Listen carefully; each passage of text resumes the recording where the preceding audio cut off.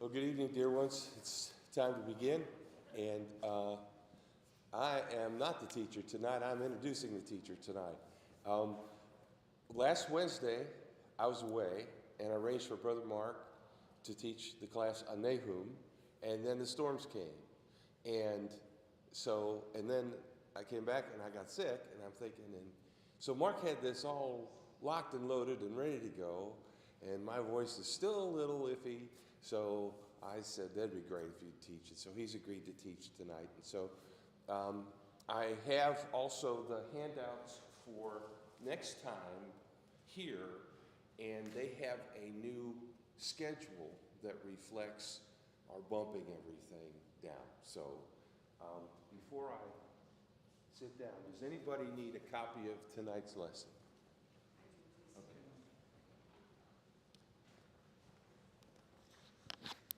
I appreciate that, Jeff.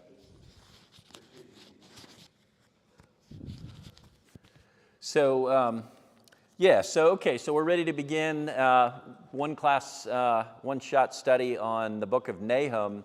So hopefully most of us have had a chance to at least read the book. It's only 3 chapters. The chapters aren't very long, but I'll just kind of open it up. What do you think about the Book of Nahum? Anybody have an impression of it? We're missing Hamer this evening because I know he'd be one that would probably have a take on it. But anybody, what was your thought? Anybody have an impression on it at all? Hey, here comes Hamer. So let me just share my impression with you. One of the things that really impresses me about the Book of Nahum is, to me, it's really a great book about the character of God. I think we learn a lot about the character of God. We kind of get a different perspective about the character of God that you can get throughout the rest of the Bible, but to me it's kind of distilled down here in some ways, and you kind of have to think about it. That's one of the things in the teen class that I've been trying to stress to the young people is you got to really think, you got to dig a little bit into what you're talking about, what you're looking at. So the name Nahum is kind of interesting. There's really not much known about the prophet. Basically, we have the Book of Nahum, and, of course, he introduces himself there in verse 1. But the name Nahum apparently means consolation, and certainly the theme of the book is judgment against the Assyrians, against the Assyrian nation. So it's certainly not consolation for the Assyrians, but it is consolation for God's people, and that's what we want to talk about. That's what we want to talk about this evening, is why that is so.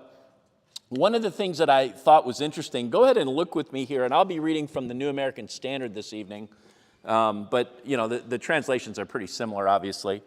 But verse 1, the oracle of Nineveh, the book of the vision of Nahum, the Elkoshite. So normally when you read a word like Elkoshite, it indicates somebody from Elkosh, okay? That's kind of the sense of it. And so scholars have no idea where Elkosh is. Well, actually, they sort of have a clue as to where Elkosh might be, or at least where it might have been near to. So where was the city that Jesus spent much of his time? I'll give you a hint, in Galilee. In fact, he apparently lived in Galilee, and I'll give you another hint, with Peter. Apparently, Peter and Andrew shared a house there. And what city was that in, where Jesus lived and basically based most of his ministry? So I'm thinking Capernaum, okay? So Capernaum, if you think about it, the name Capernaum actually means city of Nahum. So they don't know where Elkosh is, but that's a clue that either it was near Capernaum or Capernaum was actually renamed to the city of Nahum. And if you think about Capernaum, Nahum, Capernaum, it's got the name Nahum sort of in it there. So that's a little bit about who Nahum is. And, in verse 1 here we read the oracle of Nineveh, the book of the vision of Nahum the Elkoshite.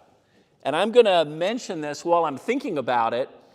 So it's very apparent. God spoke to people in ancient times and even in biblical times, in New Testament times, in different ways. And in fact, Paul makes this point that the Hebrew writer makes the point that God spoke in various ways to the prophets and such. What are some of the ways that we know that God has spoken to prophets? So one of the first ones I think about is Samuel when he was a child. How did God speak to Samuel the prophet? Anybody remember? Okay, so he heard a voice, okay, still small voice, but he heard a voice.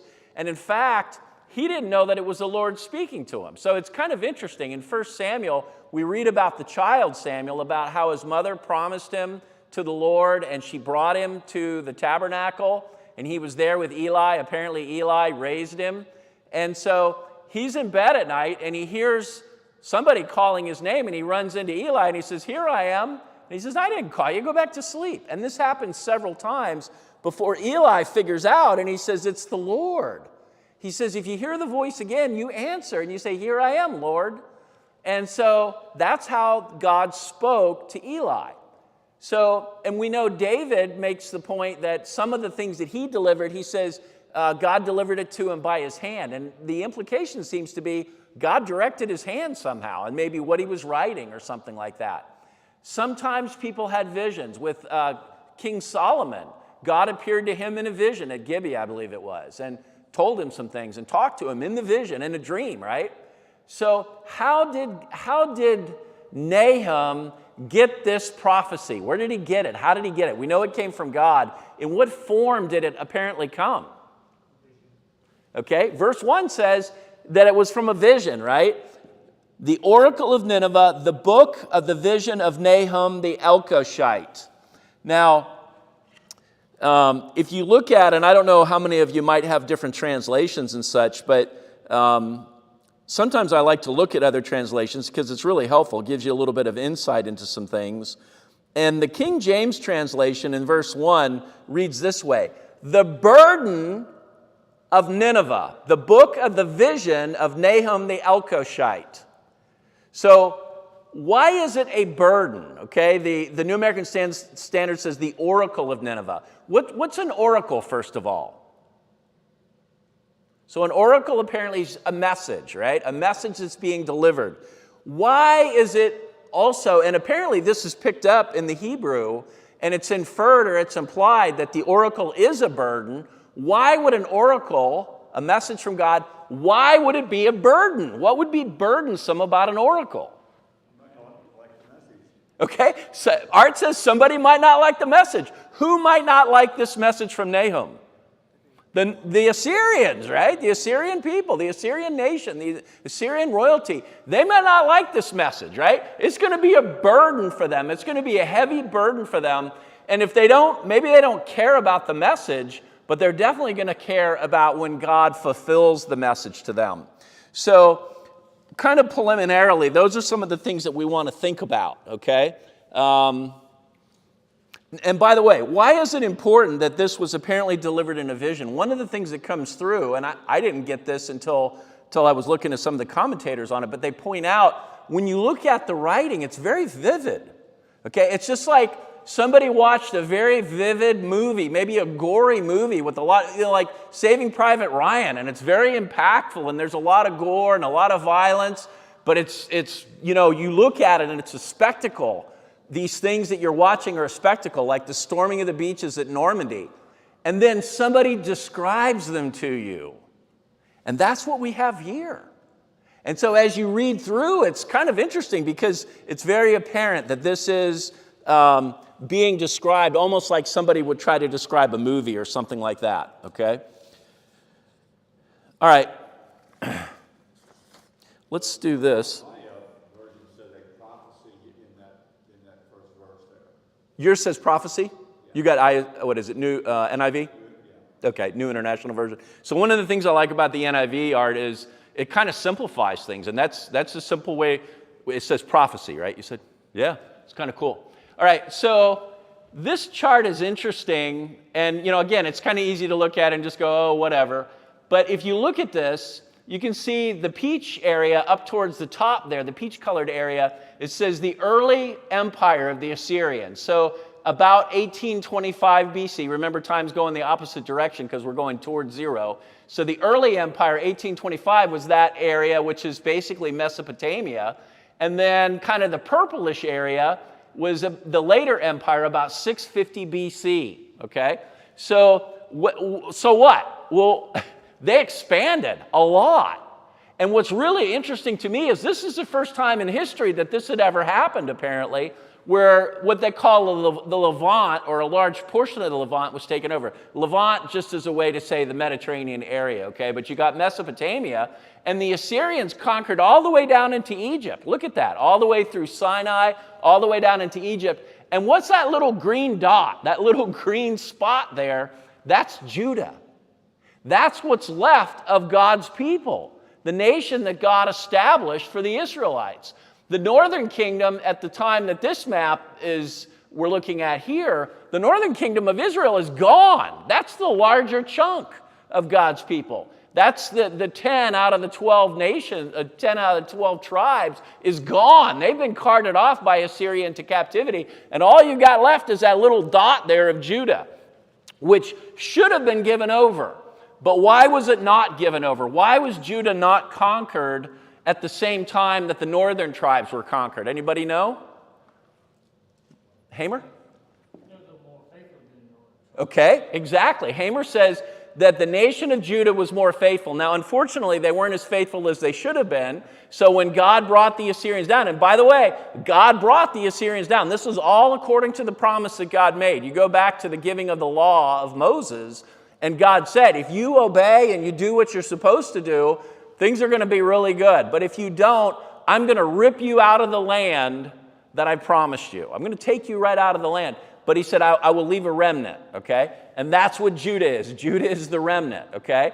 And like Hamer says, really, you could think about it this way. There was one good king at that time, and who was that when Judah was saved from the Assyrians? It was Hezekiah, right? And you remember what happened with Hezekiah? God said, hey, first of all, he got sick, right? And God sent, who did God send to talk to Hezekiah? It was a prophet? Isaiah, okay? So Isaiah comes to Hezekiah, and what was his message? Get your house in order, buddy. That's where we get that expression from. Get your house in order. You're going to die and not live. And what did Hezekiah do? He got 15 more years, but what did Hezekiah do when the prophet Isaiah came and said, get your house in order, God's calling you, it's time for you to leave here, you're dead, buddy. What did Hezekiah do? He did what? He prayed, okay? So not only did he pray, how passionate was his prayer? He was crying, okay? So Isaiah came and he said, hey, God sent me to tell you, get your house in order, you're going to die, this sickness is unto death, see you later. And so Isaiah leaves, and so Hezekiah rolls over towards the wall, is what the scripture says, and he's crying, and he asked God to remember how he had tried to restore things and restore the people to God, and God stopped Isaiah in his tracks, right? Put the brakes on, Isaiah. You go back and you tell my servant Hezekiah that I've heard his prayer, I've seen his tears, and I'm what? I'm going to give him 15 more years, Art says, right? And at the time, apparently, when all this happened, I think it was Sennacherib had come down, but one of the kings of Assyria had come down, and they'd fought against all the fortified cities of Judah, and God said, I'm putting the brakes on here. You're going to go home. You're not going to conquer the city of Jerusalem. I'm going to send you home.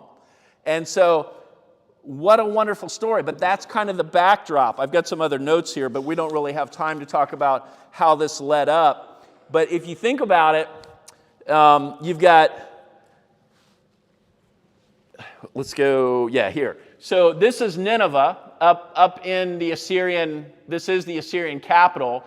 You can't see it too well because the red line's over it, but Nimrud it's kind of like a suburb of Nineveh, I guess, right below it. At one point, one of the Assyrian kings moved the capital of Assyria to Nimrud, but that's basically where the Assyrian kings ruled. They ruled from Nineveh and from Nimrud, and we'll get to why that's significant in a minute. Now, in this chart, what I tried to show here, if you look at and you think about this, you got Israel and Judah, right? And in 701, actually, you could say before 701, in 722, So you go back this way a little bit, like about 21 years, and that's when the Assyrians carted off the northern kingdom. The 10 tribes went into captivity in about 722. And then in 701 is when the Assyrians say, okay, Judah, we're here to punch your clock. It's time for you guys. Give us the keys to the city of Jerusalem. And Hezekiah says, no, God's told me he'll defend this city. We're not going to give up.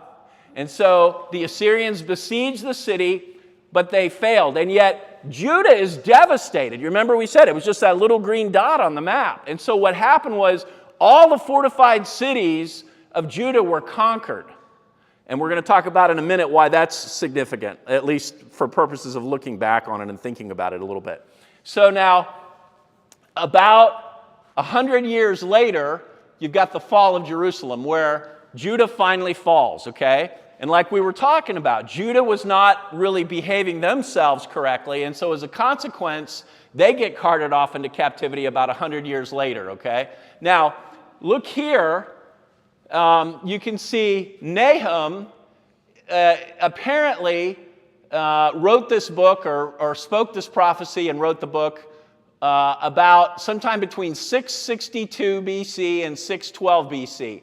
We know that because Nineveh fell in 612. Who did Nineveh fall to? The Assyrians fell to the Babylonians. The Babylonians came and conquered the Assyrians, okay? And they took over. But you've got the fall of Thebes in Egypt, and that occurred about 662. And that's actually mentioned by Nahum in chapter 3. It's not called Thebes, it's called by another name, but scholars believe that's what he was talking about there, was the fall of Thebes.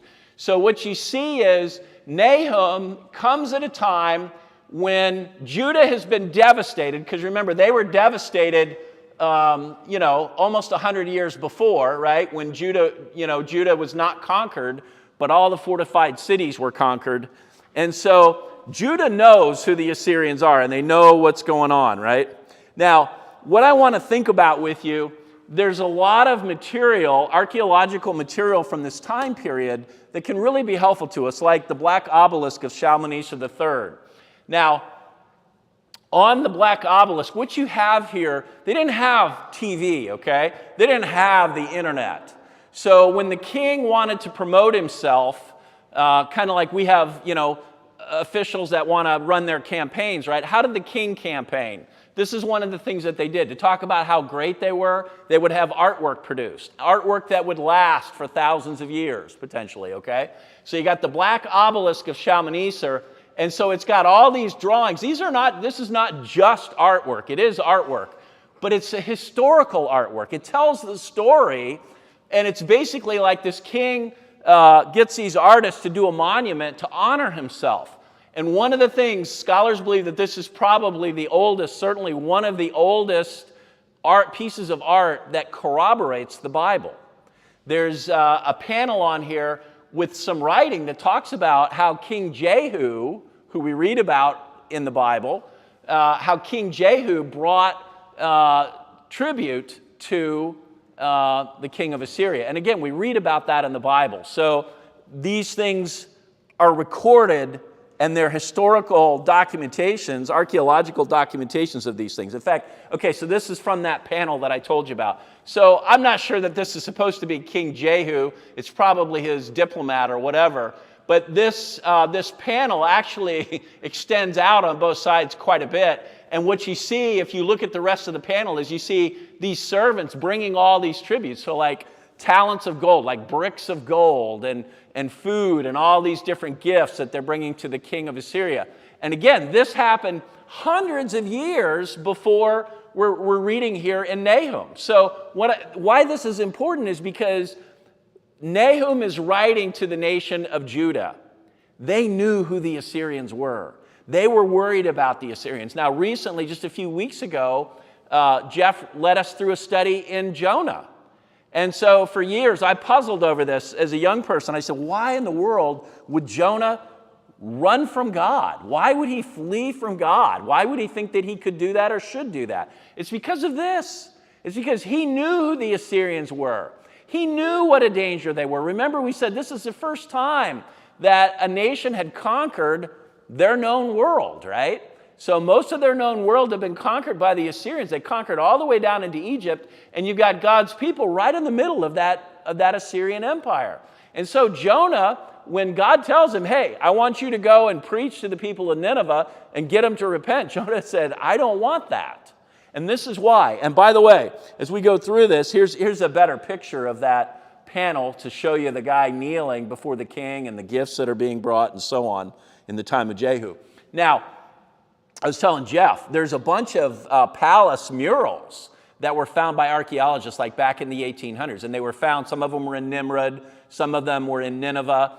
But they are historical panels. The panel, some of these panels are literally 39, I'll say 40 feet long, and they were put like in hallways. So when you went in to see the king, you see the history of their nation. But like I said, it was basically promoting the king and talking about how powerful he was, okay? Not what a nice guy he was, but how powerful he was. Now, you have a hobby?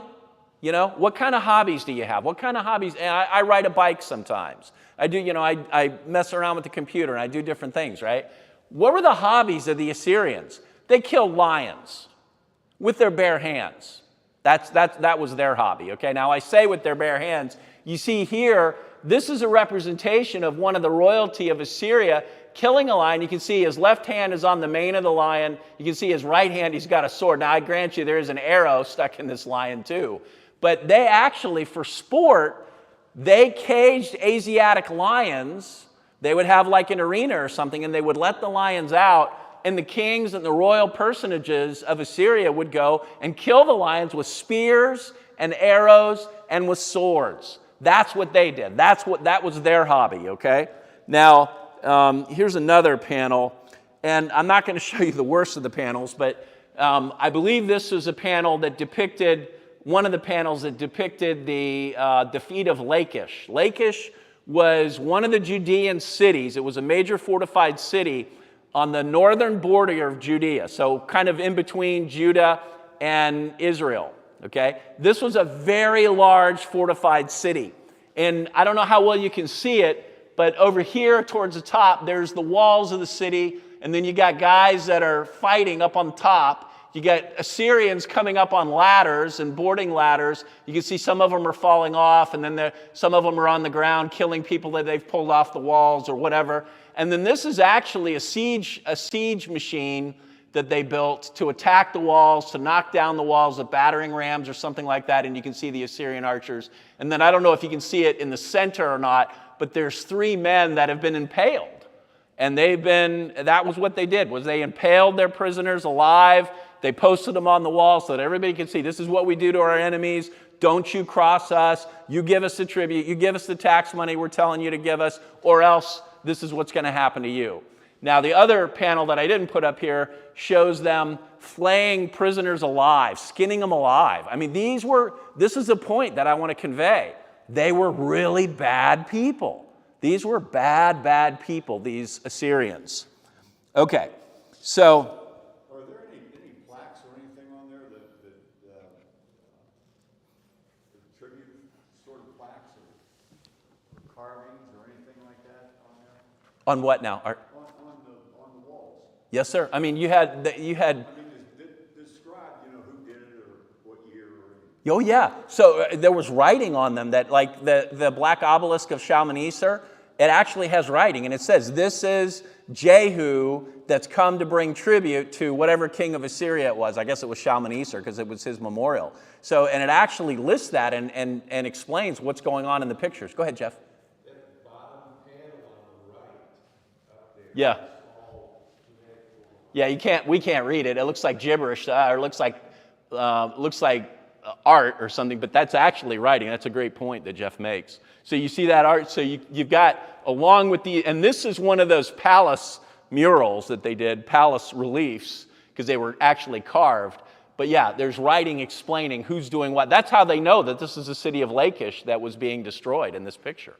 So that's carved directly on the wall. There wasn't a plaque. I don't know for sure, because I know when the archaeologists went in, they removed these murals and they took them to the British Museum. So I suspect that maybe they were done on separate tablets or something and then placed on the walls. I don't know for sure. Yes, sir. It had to be if they took them off. If they took them off, you would think, yeah. Okay, so, all right, so I had some notes here. I was going to talk about Manasseh leading into his son Ammon, I think it was, and then, and how they were so wicked. And then their son was Josiah, or his son was Josiah. Josiah was one of the wonderful kings of Judah. Manasseh was one of the worst, right? God said he filled the streets of Jerusalem with innocent blood. And by the way, when I hear that, I told Jeff this on Sunday, I think. When I read that about how Manasseh filled the streets of the city with innocent blood, blood of the innocent, it makes me think about abortion, the blood of the innocent. But so Nahum probably prophesied in the days of Josiah, who was a great king, who was a good king, about a century after Isaiah, Amos, and Micah, and so on. Okay, so we talked about how they conquered the entire province. Talked about Shalmaneser and how Jehu brought tributes to him. I'm not going to look at these passages because we don't have time for these. Okay, we talked about the fact that the Assyrians conquered the Near Eastern world. That had never happened before for anybody to conquer that much. It'll happen again in the future, but it never happened before this, apparently, not at least to this degree. And so what's the point? God's people are caught right in the middle of that. They're stuck right in the middle of it. And why? Why did God allow that to happen to his own people? Because they had been wicked. They had disobeyed. And some of the passages that I would have read if we had time talk about, I talk too much, but some of the passages talk about how they were actually more wicked now than the people that they dispossessed. And even Judah had gotten into this wickedness under Manasseh and Ammon and so on. So God's people are caught right in the middle of this. And why is this world domination succeeding? Because God said he would use these Assyrians to punish the other nations. And those other nations included Israel and Judah. Well, maybe to show them that they have responsibilities that they could not take. Yeah, well, they weren't behaving themselves at all, right, Carrie? So they weren't doing what they were supposed to do. All right, so we talked about how these oracles got to the people. Apparently these things came to Nahum in a vision. That's what he says. He probably spoke these things, and then they were probably recorded. So either he wrote them down or he had somebody else write them down. And the subject matter was Nineveh and the people of Nineveh, or at least the Assyrian nation, and that they're going to be destroyed. Okay, all right, so we read about Nahum 1, verse 1, the burden of Nahum. We talked about the burden. All right, one of the other great points that I get from the book of Nahum, so a lot of times in our time period, in our situation, I think about God dealing with us dealing with God, right? We try to worship God on the first day of the week. We try to live our lives as godly people. And so God judges us individually.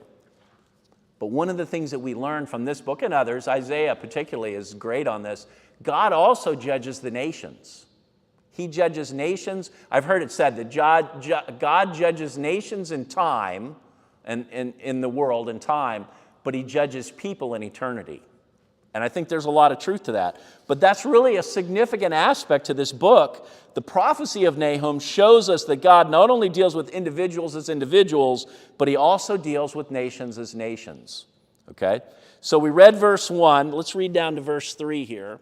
So again, to start at verse 1, the oracle of Nineveh, the book of the vision of Nahum the Elkoshite. So right at the beginning, the theme is expressed. It's the burden of Nineveh, okay? And now look at verse 2. We start to read about and begin to get this wonderful instruction about the character of God. And these passages should be familiar to you here in verses 2 and 3. A jealous and avenging God is the Lord. The Lord is avenging and wrathful. The Lord takes vengeance on his adversaries, and he reserves wrath for his enemies. The Lord is slow to anger and great in power, and the Lord will by no means leave the unguilty punished. In whirlwind and storm is his way, and clouds are the dust beneath his feet. Okay, so I made the comment, maybe this will sound familiar. So does any of that ring a bell? Do you recognize that from anything? We don't often quote Nahum. We don't often read from Nahum. But we do oftentimes read Exodus chapter 34, okay? So this is one of the places that God said these words before. This was on Mount Sinai, apparently. Exodus 34 and verse 5, we read, the Lord descended in the cloud and stood there with him as he called upon the name of the Lord. So, talking about Moses. Then the Lord passed in front of him and proclaimed, the Lord God, compassionate and gracious, slow to anger and abounding in loving kindness and truth, who keeps loving kindness for thousands, who forgives iniquity and transgressions and sin, yet he will by no means leave the guilty unpunished. That's the book of Nahum, the punishment side. Visiting the iniquity of fathers on the children and on the grandchildren to the third and fourth generations. So God spoke about his wrath and his punishment. And here in this prophecy, he's turning his wrath on the nation of Assyria, on the people of Nineveh and the Assyrians. Think about this. So now we're going to read some of this. We'll skip through some of this as well because we don't have time to cover the whole thing. But God speaks about his wrath, his anger, his jealousy, okay? And by the way, I think he's jealous. I can't remember how I heard somebody put this, but basically he's jealous of us because he loves us, right? And so he wants the best for us. And he doesn't want us to be swept away by wickedness. So you've got these aspects of God, the terrible wrath of God, and yet that's counterbalanced by the wonderful love of God. But where else do we hear about God being slow to anger? Where else do we see God being slow to anger? Does this remind you of anything? So it reminds me of Jonah, right? About 100 years before, God was patient with these people, with the Ninevites, right? He sent Jonah to Nineveh in order to try to get them to repent. He was gracious with them. He was merciful with them. Jonah didn't want that. Jonah wanted God to kill them all. And God said, no, I'm gracious. If they'll repent, I'll accept that. And they were. I was reading, one commentator said they failed to teach their children this lesson. And so they became wicked again after that. And so now, 100 years or so later, God is going to punish them and destroy them. And it's a little bit more than 100 years, but you get the idea. Okay, so let's keep reading here. God is slow to anger, but he will punish when it's time, right? Nahum 1 and verse 4. He rebukes the sea and makes it dry. So think about the vision, right? Think about the imagery. He rebukes the sea and makes it dry. He dries up the rivers. Bashan and Carmel wither. The blossoms of Lebanon wither. I can visualize these things as we're reading them. Mountains quake because of him. The hills dissolve. Indeed, the earth is upheaved by his presence, the world and all the inhabitants in it. Okay, so let's go one more verse. Who can stand before his indignation? Who can endure the burning of his anger? His wrath is poured out like fire, and the rocks are broken up by him. Okay, so we're reading about these descriptions of natural disasters, drought, rivers being dried up, earthquake, fire, landslides is seen to be described here. So all these things describe what God's going to do to the nations that he judges. And we see the other prophets, again, particularly Isaiah, deals with these things extensively about the punishment of God and so on, okay? God's going to bring these things about. Let's skip down to verse 13. The prophet says, really God speaking through the prophet says, so now I will break his yoke bar from upon you. I will tear off your shackles. So it sounds like he's talking to Judah. He's saying, look, you're suffering under bondage. I'm going to break the bar of this yoke from you, tear off your shackles. The Lord has issued a command concerning you. Your name will no longer, now he's talking about Nineveh, your name will no longer be perpetuated. I will cut off idol and image from the house of your gods. I will prepare your grave, for you are contemptible. Okay, so he's saying, I'm going to destroy you. Okay, and this expression here, I will prepare your grave, I wrote a note next to that in my Bible. Your grave is waiting for you. And to me, that's just chilling. That's what God's saying. He's saying, hey, your grave is over here. It's already dug. It's waiting for you. Come on, it's time for you to go. Climb on down, okay? So this is the judgment of God, okay? So we've got other passages that we could look at. Yeah, in fact, let's look at this because this is significant. So as we read through this, he starts talking about the good news. Well, it's a burden for Assyria, but it's good news for the people of God, okay?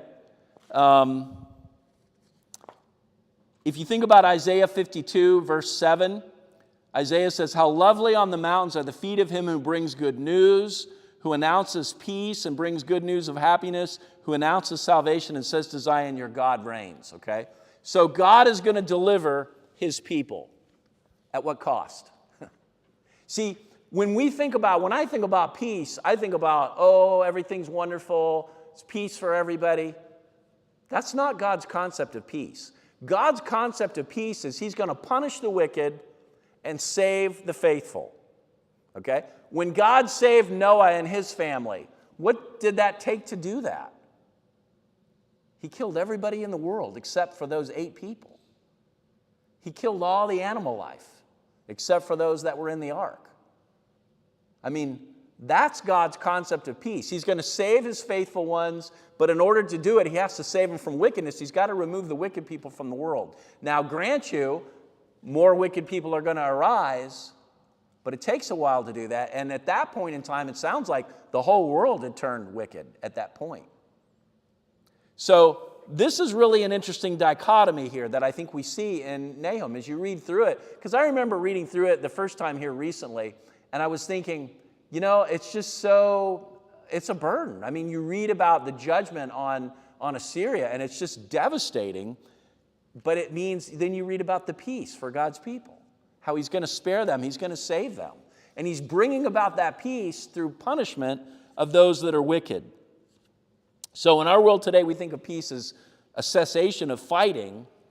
You know, it means a ceasefire, a peace treaty. That's not the peace that we read about in the book of Nahum. That's not the peace that God's talking about. He's talking about the peace that comes from the utter destruction of those that oppose him and his people.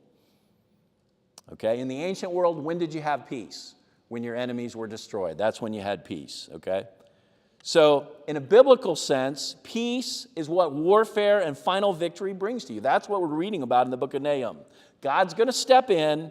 He's going to go to war against these wicked nations. And then you look at the encouragement to God's people. Skip down to chapter 2. And let's read here starting at verse 1. Chapter 2, verse 1. The one who scatters has come upon you. Man the fortress, watch the road, strengthen your back, summon all your strength, for the Lord will restore the splendor of Jacob like the splendor of Israel, even though devastators have devastated them and destroyed their vine branches. Now this is an interesting statement. The Lord will restore the splendor of Jacob like the splendor of Israel. Wonder what that's about.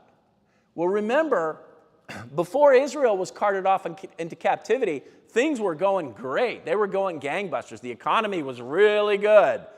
But the wickedness of the people of the northern kingdom was terrible. They were terribly wicked, okay? But things were really good. And plus, you had 10 tribes to the north and then only the 2 little tribes in the south of Judah, which was Judah. I guess it was Judah and Benjamin, right? And so you had this huge nation, and now he says Judah is going to be like all of Israel was in the past. So he's going to bless them, he's going to expand them, and so on. All right, let's keep reading here in verse 3. Look at the imagery here, starting in verse 3. And remember, the oracle is based on a vision. So visualize these things. Can you picture the Assyrian troops in battle? So Nahum 2, starting in verse 3. The shields of his mighty men are colored red. The warriors are dressed in scarlet. The chariots are enveloped in flashing steel. When he is prepared to march and the cypress spears are brandished, the chariots race madly in the streets. They rush wildly in the squares. Their appearance is like torches. They dash to and fro like lightning flashes. He remembers his nobles. They stumble in their march. They hurry to her wall, and the mantelet is set up. The gates of the river are opened, and the palace is dissolved, and it is fixed. She is stripped, she is carried away, and her handmaids are moaning like the sound of doves beating on their breasts. Though Nineveh was like a pool of water throughout her days, now they were fleeing. Stop, stop, but no one turns back. Plunder the silver, plunder the gold, for there is no limit to the treasure, wealth from every kind of desirable object. Okay, so the Assyrians are fleeing, they're retreating, they're running away, they're being routed. Everybody's racing wildly. Things are going really bad for them because God is calling them into judgment. They're being defeated now, okay? They're no longer in battle array. They're fleeing. Plunder the silver, plunder the gold. Now skip down, let's go to verse 11. Where's the den of the lions and the feeding place of the young lions? Now, just think about the mural that we looked at. We talked about what their hobby was. Their hobby was killing lions, right? Asiatic lions. And so God's prophet is saying, where's the den of the lions and the feeding place of the young lions, where the lion, lioness, and lion's cub prowled with nothing to disturb them? The lion tore enough for his cubs, killed enough for his lionesses, filled his lairs with prey and his dens with torn flesh. Okay? So, and then finally in verse 13, God makes his declaration against them. Behold, I am against you, declares the Lord of hosts. I will burn up her chariots in smoke. A sword will devour your young lions. I will cut off your prey from the land, and no longer will the voice of your messengers be heard. Okay? So, and again, you remember those palace reliefs, there's the description of these things, okay? And then starting in verse 1 of chapter 3, more description of the destruction. Woe to the bloody city, completely full of lies and pillage. Her prey never departs. The noise of the whip, the noise of the rattling of the wheel, galloping horses and bounding chariots, horsemen charging, swords flashing, spears gleaming, many slain, a mass of corpses and countless dead bodies. They stumble over the dead bodies, all because of the many harlotries of the harlot, the charming one, the mistress of sorceries, who sells nations by her harlotries and families by her sorceries. Behold, I am against you, declares the Lord of hosts, and I will lift up your skirts over your face and show to the nations your nakedness and to the kingdoms your disgrace. I will throw filth on you and make you vile and set you up as a spectacle, and it will come about that all who see you will shrink from you and say, Nineveh is devastated. Who will grieve for her? Where will I seek comforters for you? Okay, so we're about out of time, so let me quickly go over the questions here, if you had a chance to go through these. So number one, read chapter 1 of the book, and write your impression of Jehovah and Nineveh. So again, we read this dichotomy of Jehovah God, that you don't want to fall into his wrath, okay? And yet he's a loving God, and so he's going to defeat his enemies, but he's going to save his faithful ones. What about Nineveh? Well, we just read this description about how wicked they were. They were destroying and so on. So, strong, prepared for battle, determined for destruction, and so on. If anybody has a comment, go ahead and jump in, whatever. Okay, where is Nahum 1:15 quoted in the New Testament? So Romans 10:15, from who would Nineveh's destruction come? Mighty plunderers, invading army. And again, God had this all planned out, right? What sins did Nineveh embrace at this time? So we just read about lies, violence, sexual immorality, murder, right? Masses of corpses, dead bodies, violence. Okay, number 5, which specific tactics of war would be used against a city to break it down? Fire, siege, sword, fearful troops. What city had been destroyed by the Assyrians? Thebes, again, chapter 3, verse 8. This is, it's described there as No Ammon, but it seems to be describing the city of Thebes in Egypt, which was destroyed in 663 BC. And then, what nation shall escape from the Lord's judgment? I guess Jeff didn't give me the answers to those in the charts. At least I don't see them. So, these are the discussions. I got you. So, again, God judges people in eternity.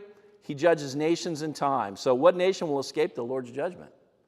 That doesn't look good, right? If you're going to be a wicked people, you're going to be a wicked nation, God's going to call you into judgment. So, in our nation, we have the opportunity to turn back from wickedness, but we need to do that because God will judge wicked nations. When is it too late to repent of sins? Never. Okay. What'd you say, Hamer? When you're dead? Yeah. Okay. That's pretty descriptive, Hamer. So when you're dead, it's too late to repent. Now, it sounds trite, but I didn't have time to read those passages about Manasseh. Manasseh was one of the worst, if not the worst, and yet at the end, he repented. He was actually, one of the things that was interesting was, I don't know, maybe 100 years before this, he was carted off into Assyrian captivity. So he was taken to Assyria. And because he repented, God restored him in a sense, allowed him to come back. So when you're dead, it's too late. How does the Lord destroy nations? That's a really good question. What do we see in the Bible, how God destroys nations? Okay. So he can use natural disasters and natural forces, but most often he destroys them with other nations. With other nations. And that's what we see in the book of Isaiah. Nation after nation after nation. God says, hey, your time is up. And he brings another nation against them to destroy them. Okay? Where can we go to escape from the Lord? Ask Jonah that question, right? You can't. You can't escape from God. And any other lessons from these books or this book that impress you? Anything that anybody else comes away with that maybe I overlooked or didn't talk about? Didn't take long. Like you said, Nineveh, they repented, right? And the king and everybody did. Yeah. 100 years later, let you know within like 1 or 2 generations, Yeah. you could be unrepentant. That's right. So God sent Jonah to them, and I don't remember what year Jonah was supposed to have come to them, but it wasn't much longer after that, maybe 1 or 2 generations, and they didn't teach their kids. The kids became wicked, and God called them into judgment. Okay, so and I don't know if this is a current schedule, but we've got the one here, so. That's an old one. This is the new one. Very good. Thank you very much. Yeah, I hope it was helpful. A great book about the character of God. You don't want God upset with you. Good job, Mark. Thank you, Art.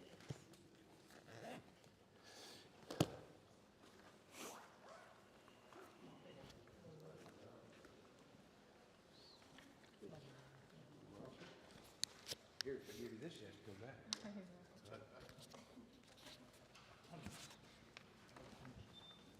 You're welcome. Oh, he's got it.